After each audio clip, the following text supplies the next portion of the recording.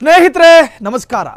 ರೇಣುಕಾಸ್ವಾಮಿ ಕೊಲೆ ಕೇಸ್ನಲ್ಲಿ ಜೈಲು ಸೇರಿರುವಂತಹ ದರ್ಶನ್ ಜೈಲು ಸೇರೋದಕ್ಕೆ ಕಾರಣ ಪವಿತ್ರ ಅಲ್ವಂತೆ, ಪಟ್ಟಣಗೆರೆ ಶೆಡ್ ಅಲ್ವಂತೆ, ರೇಣುಕಾಸ್ವಾಮಿಯ ಕೊಲೆಯು ಕಾರಣವಲ್ಲವಂತೆ. ಆದರೆ ಅದಕ್ಕೆ ಕಾರಣ ಒಬ್ಬ ರಾಜಕಾರಣಿ. ಹಾಗಾದ್ರೆ ಆ ರಾಜಕಾರಣಿ ಯಾರು? ದರ್ಶನ್ ಜೈಲು ಸೇರೋದಕ್ಕೆ ಕಾರಣವಾದ ರಾಜಕಾರಣಿ ಹಾಗಾದ್ರೆ ಅವರು ಯಾರು? ದರ್ಶನ್ ಜೈಲು ಸೇರಿದ್ದು ಆ ರಾಜಕಾರಣಿಯ ಕಾರಣದಿಂದ. ನಟ ದರ್ಶನ್ ಕೇಸಿಗೆ ಬಿಗ್ ಟ್ವಿಸ್ಟ್ ಸಿಗ್ತಾ ಇದೆ. ಇದು ಹೇಳ್ತಾ ಇರೋದು ನಾವಲ್ಲ, ರೇಣುಕಾಸ್ವಾಮಿ ಕೊಲೆ ಪ್ರಕರಣದ 2ನೇ ಆರೋಪಿ ದರ್ಶನ್ ಸೇರಿ ಒಟ್ಟು 7 ಜನರ ಬೇಲ್ ರದ್ದು ಮಾಡಿದ್ದು ಘನ ನ್ಯಾಯಾಲಯ, ಅರ್ಥಾತ್ ಗೌರವಾನ್ವಿತ ಸುಪ್ರೀಂ ಕೋರ್ಟ್ ಪೀಠ. ದರ್ಶನ್ ಜೈಲಿಗೆ ಹೋಗಲು ರಾಜಕಾರಣಿಗಳ ಕೈವಾಡ ಇದೆ ಎಂಬ ಆರೋಪ. ದರ್ಶನ್ ಜೈಲಿಗೆ ಹೋಗಲು ಆ ಪ್ರಭಾವಿ ರಾಜಕಾರಣಿಯ ಕೈವಾಡ ಇದೆಯಂತೆ. ಹಿಂಗಂತ ಹೇಳಿದ್ದು ನಾವಲ್ಲ, ಲಾಯರ್ ಜಗ್ಗಿ, ಬಿಗ್ ಬಾಸ್ನ ಮಾಜಿ ಸ್ಪರ್ಧಿ.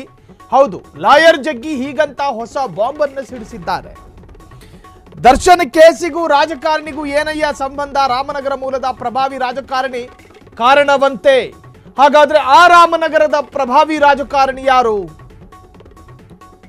ದರ್ಶನ್ಗೂ ಆ ಪ್ರಭಾವಿ ರಾಜಕಾರಣಿಗೂ ಇದ್ದ ನಂಟೇನು?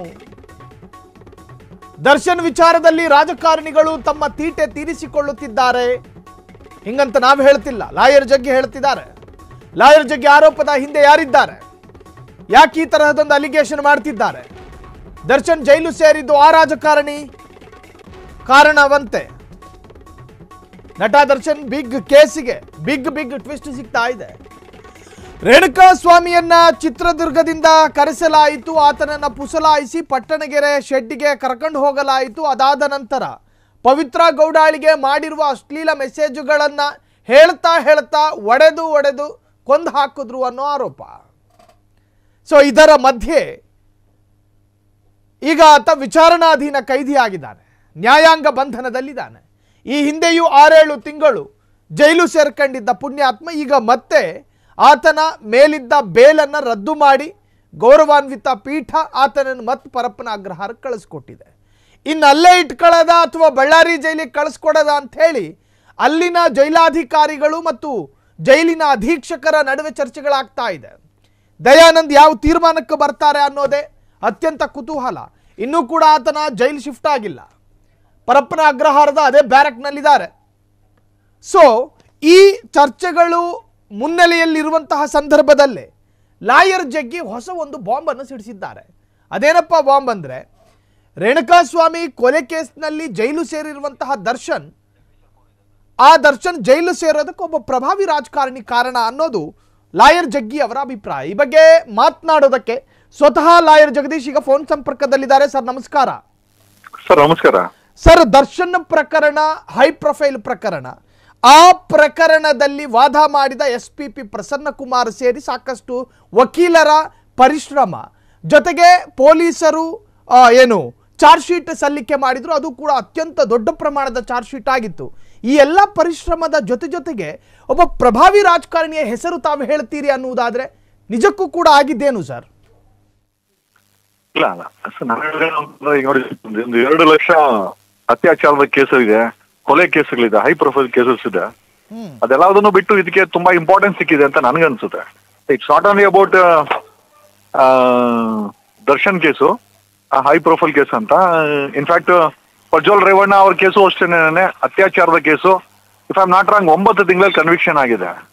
ಸೊ ನನ್ನ ಪ್ರಶ್ನೆ ಏನಪ್ಪಾ ಅಂತಂದ್ರೆ, ಇದೇ ರೀತಿ ಫಾಸ್ಟ್ ಟ್ರ್ಯಾಕ್ ಕೋರ್ಟ್ಗಳನ್ನ ಮಿಕ್ಕ 1-1.5 ಲಕ್ಷ ರೇಪ್ ಕೇಸಸ್ ಪೆಂಡಿಂಗ್ ಇದೆಲ್ಲ ಅವುಗಳಿಗೂ ಮಾಡ್ಬೋದಲ್ಲ ಸರ್ಕಾರ ಅನ್ನೋದು ಒಂದು ಚಿಂತೆ ನಮ್ದೊಂದು.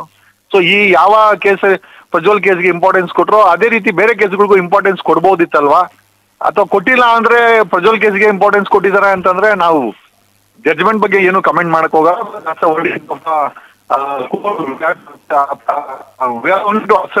ನಾನು ಅದ್ರ ಬಗ್ಗೆ ಹೇಳಕ್ ಹೋಗೋದಿಲ್ಲ. ಬಟ್ ಅದರ್ವೈಸ್ ಈ 2 ಕೇಸ್ಗೆ ಸಿಕ್ಕಂತ ಇಂಪಾರ್ಟೆನ್ಸ್, ಎಸ್ಪೆಷಲಿ ಪ್ರಜ್ವಲ್ ಕೇಸ್ಗೆ ಸಿಕ್ಕಂತ ಇಂಪಾರ್ಟೆನ್ಸ್, ದರ್ಶನ್ ಕೇಸ್ಗೆ ಸಿಕ್ಕಂತ ಇಂಪಾರ್ಟೆನ್ಸ್ ಬೇರೆ ಕೇಸ್ಗೆ ಯಾಕೆ ಸಿಕ್ಕಿಲ್ಲ ಅನ್ನೋದೇ ನಮ್ಮೊಂದು ಪ್ರಶ್ನೆ ಅಷ್ಟೇ, ಬೇರೆ ಏನಿಲ್ಲ. ಲಾಯರ್ ಜಗದೀಶ್ ಅವರೇ, ಸಾಂದರ್ಭಿಕವಾಗಿ ಪ್ರಶ್ನೆನ ಕೇಳಲೇಬೇಕು ನಾನು. ನಿಮ್ಮ ಅಭಿಮಾನಿಗಳು ನಿಮ್ಮನ್ನ ಇಮಿಟೇಟ್ ಮಾಡ್ತಾರೆ, ನೀವೇನು ಮಾಡ್ತೀರೋ ಅದನ್ನೇ ಅನುಸರಿಸ್ತಾರೆ. ಸೊ ನೀವೊಂದು ಪ್ರಕರಣದಲ್ಲಿ ಹೆಸರು ಮಾಡ್ಕೊಂಡಾಗ ನಮ್ಮ ಜಗ್ಗಿನೇ ಜೈಲಿಗೆ ಹೋದ್ರು, ನಾನು ಯಾಕೆ ಹೋಗಬಾರ್ದು? ಇನ್ಸ್ಪಿರೇಷನ್ ಆಗಬಾರ್ದಲ್ಲ, ಅದು ಪ್ರೇರಣೆ ಆಗಬಾರ್ದಲ್ಲ? ಇವರೆಲ್ಲ ಸೆಲೆಬ್ರಿಟಿಗಳು, ಜನಸಾಮಾನ್ಯರ ನಡುವೆ ಇವರೆಲ್ಲ ಗುರುತಿಸಿಕೊಳ್ಳುವವರು. ಇವರ ಪ್ರಕರಣ ಫಾಸ್ಟ್ ಟ್ರ್ಯಾಕ್ ನಲ್ಲಿ ತೀರ್ಪು ಬರೋದಾದ್ರೆ ಅದ್ರಲ್ಲಿ ತಪ್ಪೇನಿದೆ ಅಂತ ನಾನು ಮತ್ತೊಮ್ಮೆ ನಿಮ್ಗೆ ಕ್ಲಾರಿಟಿ ಕೊಡಕ್ಕೆ ಇಷ್ಟಪಡ್ತೀನಿ. ಈ ಪ್ರಜ್ವಲ್ ಪ್ರಕರಣಕ್ಕೆ ಫಾಸ್ಟ್ ಟ್ರ್ಯಾಕ್ ಕೊಟ್ಟಿದ್ದು ಸ್ವಾಗತಾರ್ಹ. We appreciate the efforts of the government. ನಮ್ಮ ಪ್ರಶ್ನೆ ಏನಂತಂದ್ರೆ, ಬೇರೆ ಅತ್ಯಾಚಾರ ಪ್ರಕರಣಗಳಿಗೂ ಯಾಕೆ ಫಾಸ್ಟ್ ಟ್ರ್ಯಾಕ್ ಅನ್ನ ಕೊಟ್ಟು ನ್ಯಾಯ ಕೊಡಬಾರ್ದು ಅನ್ನೋದೊಂದೇ ನಮ್ಮ ಪ್ರಶ್ನೆ sir. V definitely appreciate the work of the prosecution ಮತ್ತೆ ಚಾರ್ಜ್ ಶೀಟ್ ಸಲ್ಲದಂತ SIT CID ಆಗಿರ್ಬೋದು, ನಾವು ಅವರ ಎಫರ್ಟ್ಸ್ ಅನ್ನ ಅಪ್ರಿಶಿಯೇಟ್ ಮಾಡ್ತೀವಿ.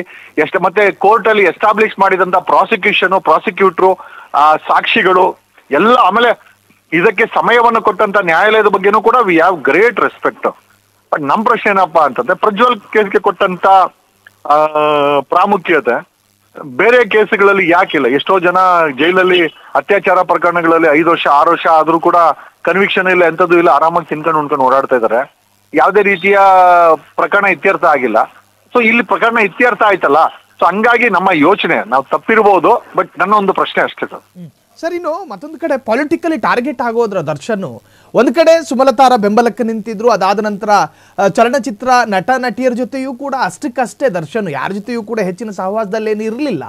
ಇನ್ನು ಅತ್ಯಂತ ದೊಡ್ಡ ದೊಡ್ಡ ಪ್ರಭಾವಿ ರಾಜಕಾರಣಿಗಳೆಲ್ಲ ಈತನ ಅತ್ಯಾಪ್ತರಿದ್ರು, ಅದರಲ್ಲಿ BZ ಜಮೀರ್ ಅಹಮದ್ ಖಾನ್ ಕೂಡ ಒಬ್ರು.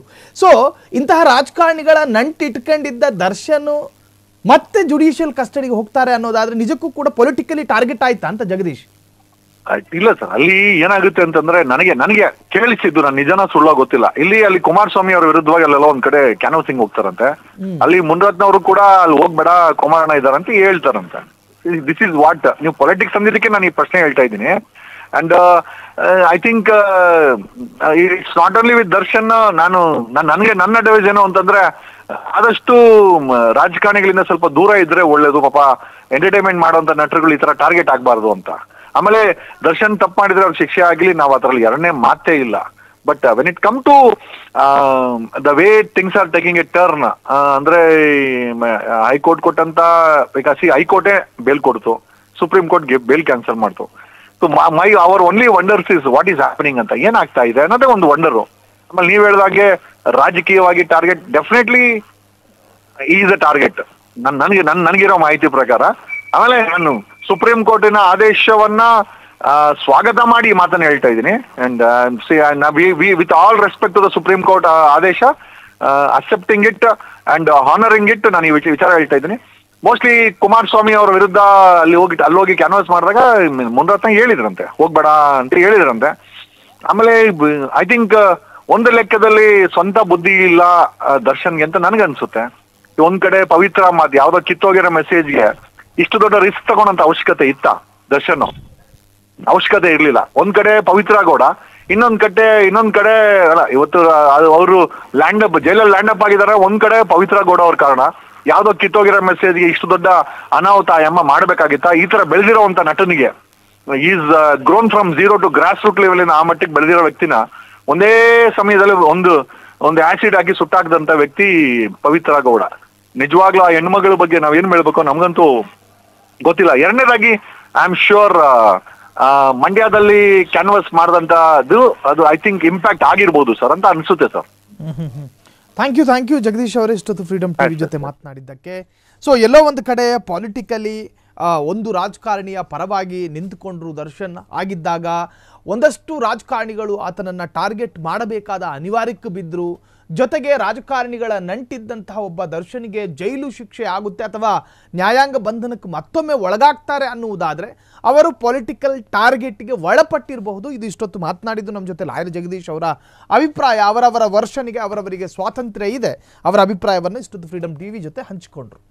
ಕ್ಷಣ ಕ್ಷಣದ ಸುದ್ದಿಗಳಿಗಾಗಿ ಫ್ರೀಡಮ್ ಟಿವಿ ಸಬ್ಸ್ಕ್ರೈಬ್ ಮಾಡಿ, ಲೈಕ್ ಮಾಡಿ ಹಾಗೂ ಫಾಲೋ ಮಾಡಿ. ಹೊಸ ಸುದ್ದಿಗಳ ನೋಟಿಫಿಕೇಶನ್ಗಾಗಿ ಬೆಲ್ ಐಕಾನ್ ಮೇಲೆ ಕ್ಲಿಕ್ ಮಾಡಿ.